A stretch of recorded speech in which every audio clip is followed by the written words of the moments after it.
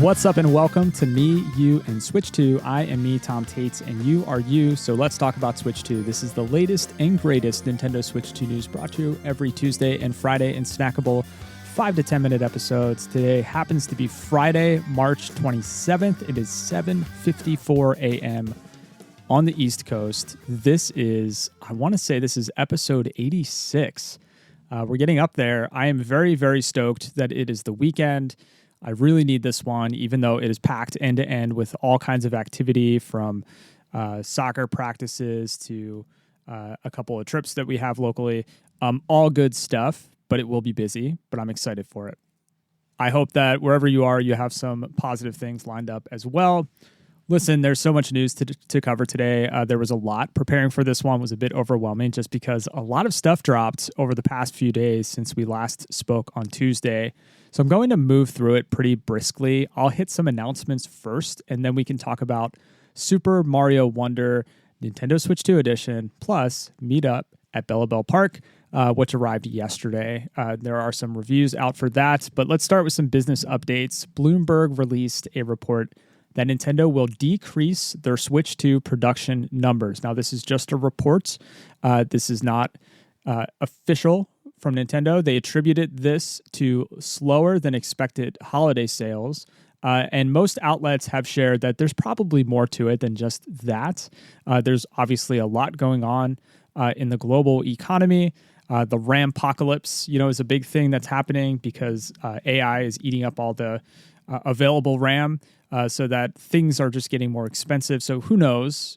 I'm not an analyst, but I really do feel that a price increase of some kind, it could be price manipulation. It might not be a price increase, right? But they might take away any type of bundling. I don't know. I think that that's coming this year. Less supply now. But if they drop a killer title or Pocopia keeps taking off, I think demand will stay the same. So less supply, more demand, or equal demand. I think the price is going to go up. They also announced an update to how they're going to price Switch 2 digital games moving forward. Starting with Yoshi and the Mysterious Book, digital releases will cost less than physical releases. So in this case, for Yoshi, if you want to purchase this, there will be a $10 difference. It'll be $59.99 for the digital release and $69.99 for the physical release. Now, per the company announcements, Nintendo games offer the same experiences, whether packaged or digital format. And this change simply reflects the different costs associated with producing and distributing each format and offers players more choice in how they can buy and play Nintendo games. I'm not going to comment too much on this. Interesting move. We'll see how this pans out over time with other releases. But given their logic that physical games just happen to cost more to package and produce and distribute, shouldn't this have been the case for the past decade? It's just surprising to me that now this is a logical thing versus over the past 10 years, we've been paying the same price, more or less, at launch for digital versus physical. I do appreciate that, it sounds like the physical is staying the same cost and you're getting $10 off the digital release. It would have been really challenging, a harder pill to swallow if they just brought the digital price up to the physical release and then they raised the physical release $10, right? So in that case, Yoshi would be $70 digitally and $80 physically, right? That would have been very challenging. I would not approve that move, but I'm not Nintendo and I'm not looking at all of the data and spreadsheets, so I really can't say. Pokemon Champions is a free-to-start battle game that'll hit Nintendo Switch and Nintendo Switch 2 on April 8th. This game had been announced, so this isn't new news, but it received a new overview trailer this week that covered a lot of gameplay elements. So Nintendo Life has a hands-on preview. I'm not going to go deep into this here, but I'll drop a link into the show notes if you're interested in Pokemon Champions. There was also lots of Tamagotchi Life news this week, including an 8-minute overview trailer and a demo that was released. I have this weird, kind of strict rule on the podcast that I try to stick to Switch 2 only titles, and Tamagotchi Life is a Switch 1 exclusive. It'll play on Switch 2, right? But I've been trying to follow that rule. So I'm going to just link to those articles. If it was a Switch 2 game, I bet we would spend more time on it. But I don't want to get bogged down on it in this episode. So if you're interested in Tamagotchi Life, there's a lot out there that is new from this week. There's a lot of Switch 2 game news, though, that I want to just touch on. A bunch of headlines. I'm going to run through them quickly. Annapurna Interactive announced, or I think they called this a re-announcement of a game called Forever Ago. And this looks like a very stylistic, narrative-driven road trip game. Just a good story. It'll hit sometime in fall 2026. Looks very interesting. Sonic Racing Crossworlds for Nintendo Switch 2. This released on December 3rd, 2025. But only digitally. Now the physical edition is finally available. It is $69.99 US dollars, and it features the full game on a cartridge. I think I was a bit surprised to see that the price of this game has not dropped at all. So if you want to get this digitally, it's still $69.99. Xbox had a developer showcase, kind of direct style video this week, and one game that I noticed that was announced will be cross-platform. It'll be out on Switch 2. And that is Bluey's Happy Snaps. This is based on the hit cartoon Bluey, which is very popular here in the US on Disney. I'm sure it's on other channels around the world. I want to say it's based out of Australia or New Zealand. I've said it many times. Do not sleep on the Bluey games. We are a Bluey house. We've been a Bluey house since early, 2020. Official description for this game: in Bluey's Happy Snaps, Bluey and Bingo discover Dad's old camera and set off on a big, exciting adventure. Many fan-favorite locations make their video game debut in Bluey's Happy Snaps, fully transformed into immersive environments for the very first time. There is no set release date on this, but it is currently slated for 2026. Amnesia Rebirth, April 30th, I think, was the date on this one. This game arrived on other platforms in 2020. This is, according to the Steam description, a first-person horror adventure. Uncover your past and survive the Algerian desert. Fear is your enemy. Stay calm to not succumb to an illness threatening you and your loved one. Avoid darkness, hide from monsters, and solve puzzles. Adventure mode available for a less scary experience. Next, we have Capcom's Devil May Cry 5 Devil Hunter Edition. This has been rated for Switch 2 in Taiwan, which lit up rumors that it will likely hit Switch 2 globally. This was originally a 2019 release going all the way back to, I think, PS4, and I guess it would have been Xbox One. Mega Man Star Force Legacy Collection released today for Switch 1. Obviously, this will be compatible with Switch 2. I poked out a few reviews. This is kind of ranging between 7 and 8 in the review scores. If you're a Mega Man fan, I never played the Star Force games. I think they were on DS. I just missed these, but if you're interested in this, it is available now. Okay, let's cover the big release for this week, and that is Super Mario Bros. Wonder Nintendo Switch 2 Edition Plus Meetup at Bella Bell Park. It is $79.99. That is a whopping $80, or it is $19.99 to upgrade your Switch 1 Edition.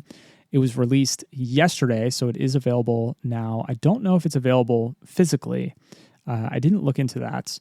I did play the base game on Switch a few years ago. I loved it. I think this is one of the best recent Mario games, 2D Mario games. Naturally, I'm very curious if this is worth buying, so I poked at all the reviews, and I will share some review highlights. The game itself, we talked about it in previous episodes, but it features new boss stages led by Koopalings, each with their own kind of gimmicks within the stage. There's the Toad Brigade Training Camp, which are a series of challenge-based levels, and then there are local and online multiplayer modes, both versus and co-op. Not all of the modes are available for online play, just a set few. So I think the majority of them are not available for online play, but you can play couch co-op. You'll also get a better visual experience. You'll get 4K graphics, all that stuff. So Game Informer's Brian Shea called it a wonderful addition. By the way, if you are not listening to Brian Shea's podcast, his podcast is All Things Nintendo. Definitely recommend it. It's everything my podcast isn't, right? You have guests, you have deeper dives, you have personal hot takes, You have longer episodes. So if you're interested in all things Nintendo, the All Things Nintendo podcast, I absolutely recommend. Well, he gave it a 9.5. He wrote, "It does what every effective expansion should. Improve the base game while adding new content that addresses any shortcomings of the base game. Super Mario Wonder's biggest missteps involved difficulty and multiplayer, and Meetup in Bellabelle Park adds new content to effectively address both of these." IGN's Logan Plant called it the new standard for Nintendo Switch 2 editions. He gave it an 8 out of 10, and he wrote, "Super Mario Bros. Wonder's Switch 2 edition adds essential improvements to an already excellent platformer. With great boss battles, difficult endgame challenges, and clever cooperative mini-games, even I wish it'd gone just a bit further with some ideas to reach its full potential." Polygon's Ollie Welsh wrote, "Mario Bros. Wonder's new multiplayer is a riot, but the challenge levels are its secret weapon. The brilliant platformer's Switch 2 edition is an inessential but irresistible upgrade." So I'm going to pronounce these words wrong in the next paragraph, but I just love this conclusion that he wrote. "If you never got around to playing Super Mario Bros. Wonder before, Bellabelle Park is an essential purchase. As an upgrade, it's almost deliberately inessential. A large tray laden with soufflés, amuse-bouches, and bonbons to set alongside Wonder's hearty meal. They won't fill you up or make the main course taste any better, but they sure look irresistible." Nintendo Insider's Ryan James gave it a 7 out of 10, and Nintendo Life's Jim Norman gave it a 6 out of 10, which is surprisingly a lower score for Nintendo Life. He wrote, "If you've never played Wonder before or you've been itching for a replay, this is a great excuse, but don't expect to be slotting any of the multiplayer extras into your game night rotation. Rosalina aside, the additions here are inoffensive but underwhelming. If you got your fill of Wonder on Switch 1, you're not missing much sitting out this particular Switch 2 edition." His joys: Wonder is still a joy to play through. Assist mode and co-star Luma mean even more players can get in on the fun. New Koopaling bosses are the best in the game. Training Camp brings some extra challenge for those who want it. And Pikmin cameos. His cons: Attraction Central minigames are a strange addition. Neither co-op or online attractions are fun enough to become a game night mainstay. Single-player editions are minuscule, and you're going to be replaying old levels a lot. I'll also link to Nintendo Life's review roundup for some more quotes and snippets from other outlets if you're interested. GameSpot is on there. They gave it a 7 out of 10. They wrote, "Single-player editions are all nice to have, but they don't offer a lot of playtime in isolation.